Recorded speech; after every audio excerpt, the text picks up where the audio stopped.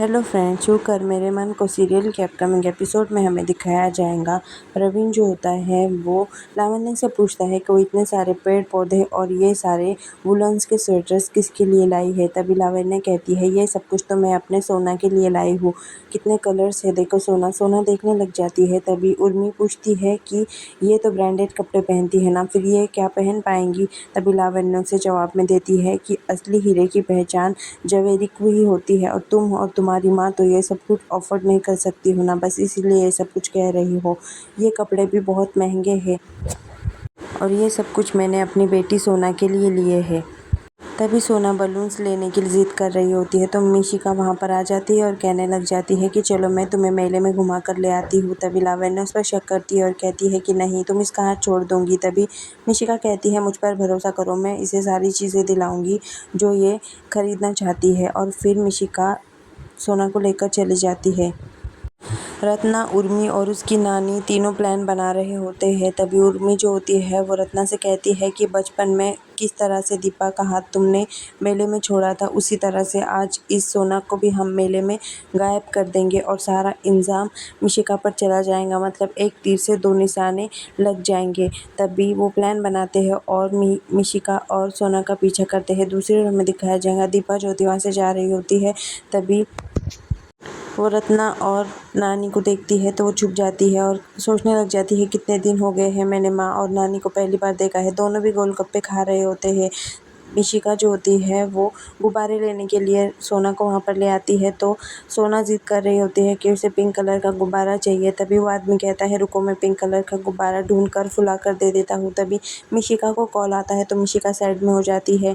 तभी वो गुब्बारे वाला सोना से कहता है कि गुब्बारा पिंक कलर का जो था वो ख़त्म हो गया है।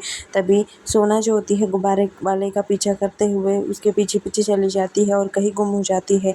मिशिका उसे देखती है और इधर उधर देखने लग जाती है। तभी रत्ना वहाँ पर आती है और एक गुब्बारे वाले को पैसे देती है और कहती है कि इस बच्ची को गुब्बारे खेलने दो जब तक इसका मन चाहे जब तक। और उर्मी भी वहाँ से चले जाती है। तीनों भी वहाँ से चले जाते हैं और कहते हैं कि बच्चे मेले में गुम हो जाते हैं, आज यही सीन होने वाला है। और तीनों हंसते हैं और वहाँ से चले जाते हैं। गुब्बारे वाला जो होता है वो कहने लग जाता है अब आपके पैसे ख़त्म हो गए, अब आप चले जाओ, लेकिन आपके परिवार वाले तो यहाँ पर नहीं दिख रहे हैं, कहाँ गए। गुब्बारे वाला भी परेशान हो जाता है। दूसरे ओर में दिखाया जाएगा सूरज जो होता है उसकी माँ ने लिए हुए पेड़ पौधों को कार में रखवा रहा होता है ललित के हाथों और ललित से पूछता है कि ये पेड़ पौधे मुझे जाने पहचाने से लग रहे हैं, ये कौन बनाता है। तभी ललित कहता है ये हमारी बहन बनाती है, वो जो बच्ची आपने देखी थी ना रूपा, उसकी माँ उसके लिए बहुत ज़्यादा मेहनत करती है, दिन रात एक कर देती है, आराम तक नहीं करती है। तभी सूरज सोचता है इतनी मेहनत तो सिर्फ एक ही कर सकती है, वो है रूपा। रूपा यहाँ पर हो सकती है क्या? मुझे ऐसा क्यों महसूस हो रहा है कि ये रूपा के यहाँ के ही पेड़ पौधे हैं जो मुझे जाने पहचाने से लग रहे हैं। ललित उससे पूछता है कि डॉक्टर साहब आप क्या कह रहे हैं। तभी सूरज कहता है कुछ नहीं, बस अच्छे तरीके से पेड़ पौधे रख दिए ना तुमने, और उसे थैंक यू कहता है और फिर ललित वहाँ से चला जाता है। तभी सूरज जो होता है वह कहता है कि शायद मैं कभी नहीं मिल पाऊँगा अब दीपा से। दूसरी ओर जो मिशिका होती है वो सोना को ढूंढती है और सोचती है कि अगर लावण्य को पता चल गया तो वो उसे ज़िंदा नहीं छोड़ेंगे, पता नहीं वो लड़की कहाँ चली गई है। फिर वो दीपा से टकरा जाती है और दीपा को देखकर उसके होश उड़ जाते हैं। वो कहती है कि दीपा तुम यहाँ पर क्या कर रही हो और अभी तक तुम ज़िंदा हो।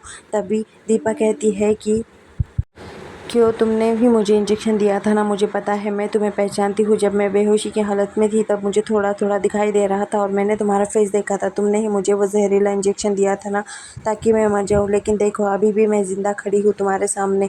और मैं चाहती तो सूरज जी को सारी सच्चाई बता देती, लेकिन मैं तुम्हारा घर नहीं तोड़ना चाहती हूँ और मैं अभी भी सारी सच्चाई सबके सामने ला सकती हूँ। तभी मिशिका उससे डरने लग जाती है। तभी दीपा कहती है कि तुम्हारे कर्मों का फल तो तुम्हें भगवान ही देगा, देख लेना मिशिका।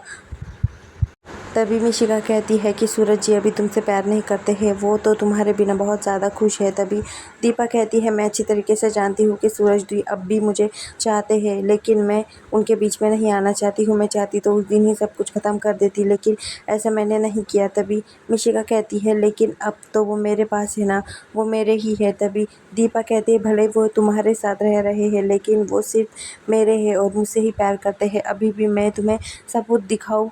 तभी मिशिका कहती है नहीं, कोई ज़रूरत नहीं है, लेकिन मुझे तो यकीन नहीं हो रहा है कि तुम अभी भी ज़िंदा हो।